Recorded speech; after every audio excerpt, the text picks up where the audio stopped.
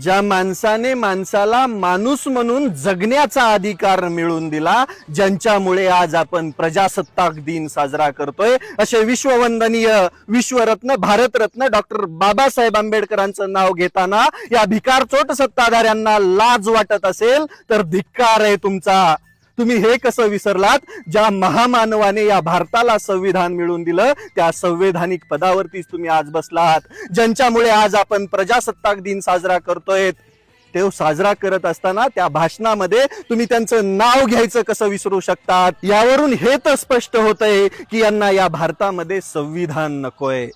यांना फक्त आणि फक्त यांची हुकुमशाही गाजवायची आहे. पण भांडगुळांनो, एक गोष्ट लक्षात घ्या, हे सूर्य चंद्र तारे असेपर्यंत हा भारत देश संविधानावरती चालणार. आणि तुम्ही असा जर अपमान करत असाल महापुरुषांचा, आणि त्या अपमानाने तुम्हाला वाटत असेल की महापुरुषांची नावं ही पुसली जातील, तर याद राखा, ती कधीच होणार नाही. या महापुरुषांची नावं प्रत्येक भारतीयाच्या हृदयामध्ये अगदी सुवर्णाक्षरांनी लिहिलीत आणि ती कायमच राहतील.